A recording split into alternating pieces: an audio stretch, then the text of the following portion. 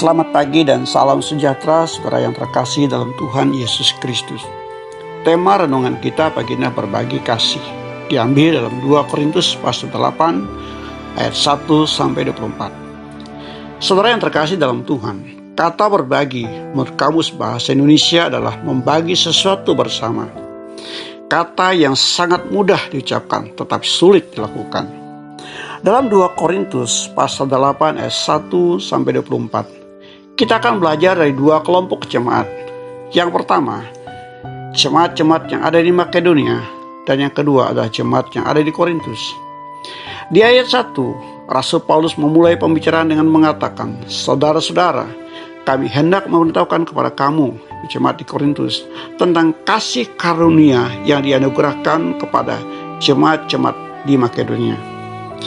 Apa yang hendak Paulus beritahukan kepada jemaat di Korintus tentang jemaat-jemaat di Makedonia?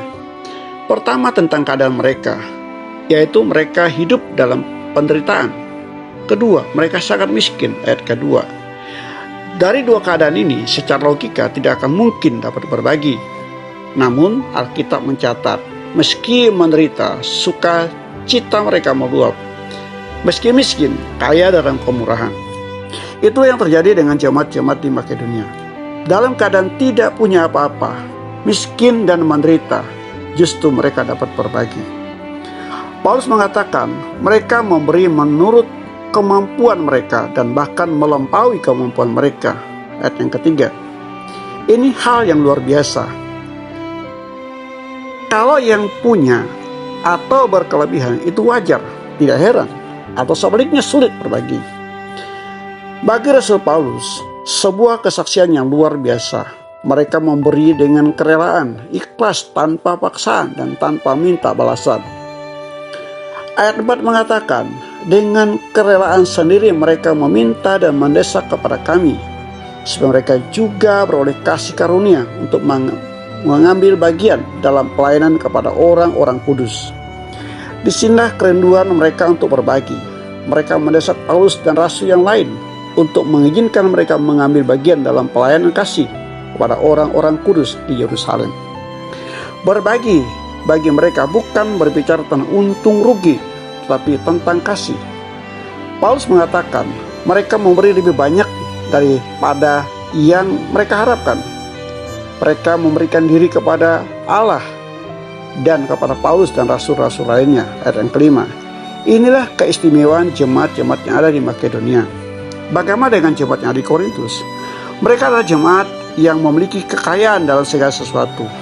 Itulah sebabnya Rasul Paulus mau mengingatkan mereka agar mereka juga mau berbagi seperti jemaat-jemaat di Makedonia yang dalam keadaan kekurangan namun mau berbagi. Ayat yang ketujuh. Sebenarnya bukan mereka tidak mau, namun lalai. Karena dikatakan sejak tahun yang lalu mulai melaksanakannya. Ayat ke-10. Di sini Paulus mau mengingatkan lagi komitmen mereka. Paulus meminta mereka melakukan pelayanan tersebut sebab harta yang mereka miliki adalah anugerah atau pemberian Tuhan.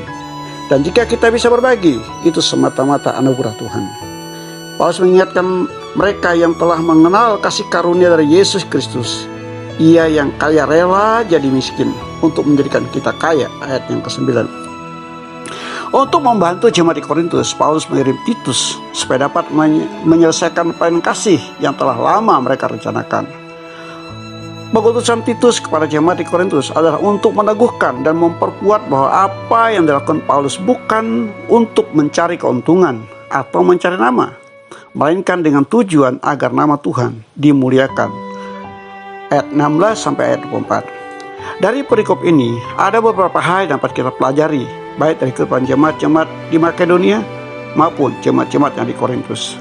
Pertama, berbagi bukan bergantung dengan ada tidaknya apa yang kita miliki, tetapi tergantung keinginan atau niat kita untuk berbagi. Kedua, berbagi bukan tentang seberapa besar dan seberapa berharganya hal yang kau beri, namun seberapa tulus dan ikhlasnya apa yang ingin kau beri. Ketiga, kalau ingin berbagi, berbagilah. Jangan tunda, jangan abaikan. Lakukan itu tanpa ada rasa paksaan. Ingat, apa yang kita miliki adalah semua pemberian Tuhan. Allah itu maha kaya Jadi jangan takut untuk berbagi kepada yang membutuhkan. Keempat, berbagi adalah untuk menjaga keseimbangan. Artinya supaya tidak ada yang merasa lebih dan tidak ada yang merasa kekurangan. Inilah tujuan berbagi.